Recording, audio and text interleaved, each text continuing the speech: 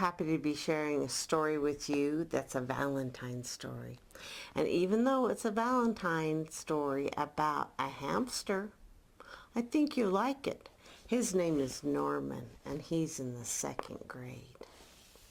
And he was in love. He sat in the 3rd row, 2nd seat.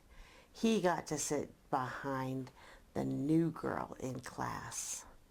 Oh, if I'm lucky, Norman thought, Wilhelmina might turn around and ask to borrow a pencil or something. He drew a heart in the margin of his paper and smoothed his tiny hamster whiskers.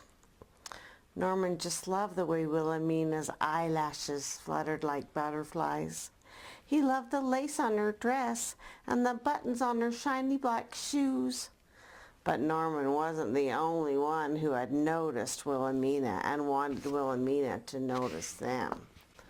At recess, Richard started walking around carrying 2 kindergartners across the playground, and then he dropped them right in front of Wilhelmina. "I'm the strongest and the toughest person in the whole class," he said. "Oh, I'm not tough like Richard or strong either," thought Norman. But he did help some kindergartners find their way back to their teacher when they got lost, and he showed Wilhelmina where the class lined up. "Thank you," she whispered. Just the sound of Wilhelmina's voice made Norman's stomach feel kind of wobbly. During lunch, Arthur impressed the girls by eating 5 pieces of pizza and 2 helpings of macaroni and 6 oatmeal cookies. "I'm the biggest person in the whole class," he said. Said Norman. One of the girls told Wilhelmina, "Don't you think Arthur is dreamy?"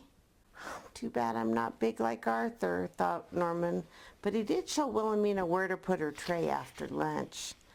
"Thank you," she said quietly. Oh, looking at Wilhelmina's brown eyes made Norman's knees buckle.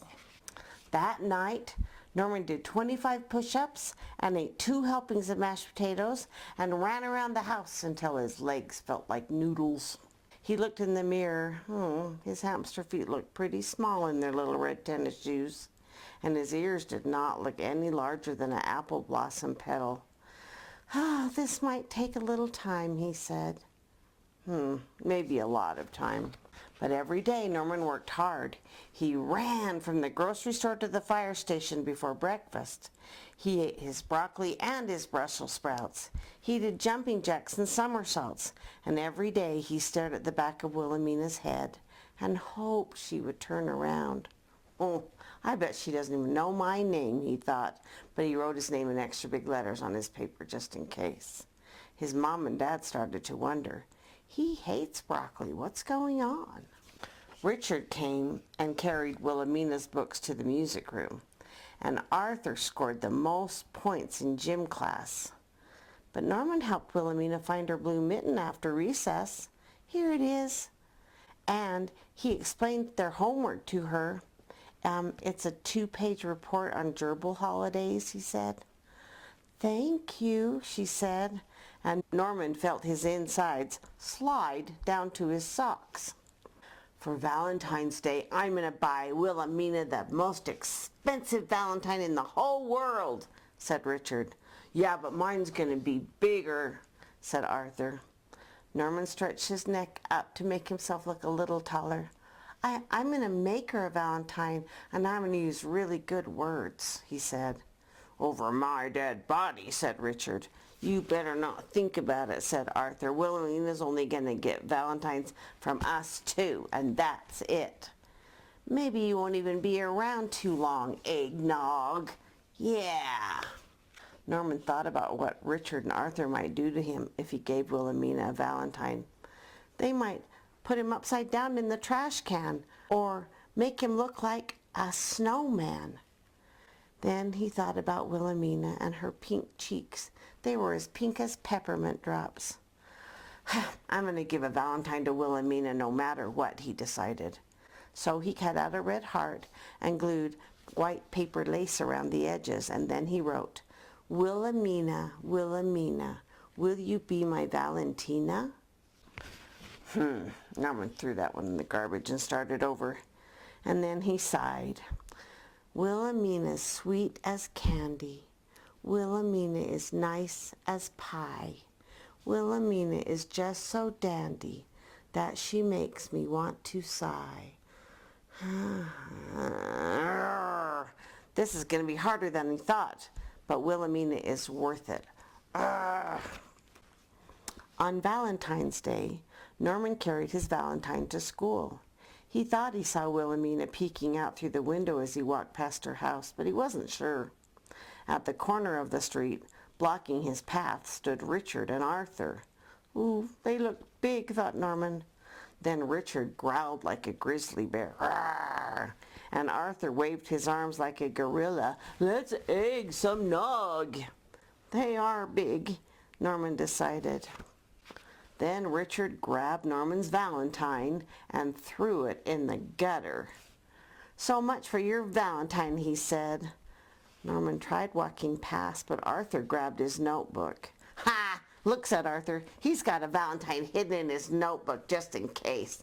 Well, I made that one in case something happened to the first one, said Norman. Yeah, well, something's going to happen to the second one, too, said Arthur, and he tore it up and stomped it to pieces in the snow. Then, all of a sudden, they heard a loud noise. Hee-yah! And something in a blue coat came up.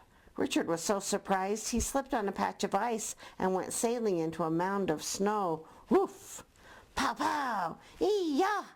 The blue coat said. Arthur tripped over Richard's feet. Woof!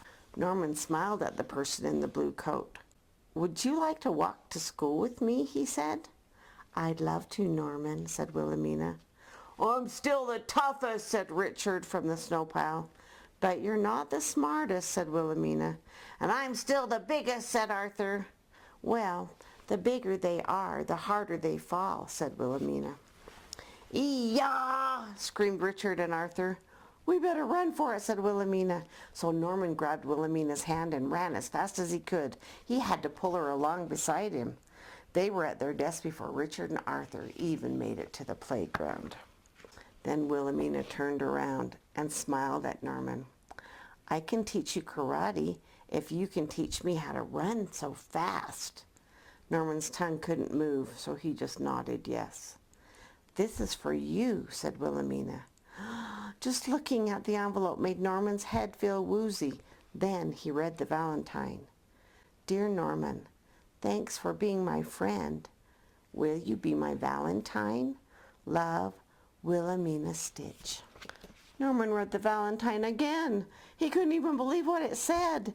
Then he unpinned the third Valentine he'd made for Wilhelmina. It was inside his coat pocket.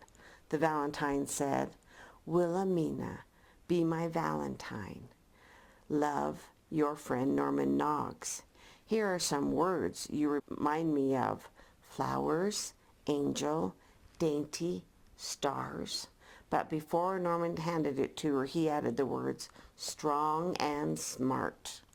Then he watched as she read her Valentine, and when she smiled at him, Norman Noggs blushed just like a pink candy heart. And guess what they did next? They held hands, which I guess is okay in second grade if you're a hamster. Happy Valentine's Day, everybody.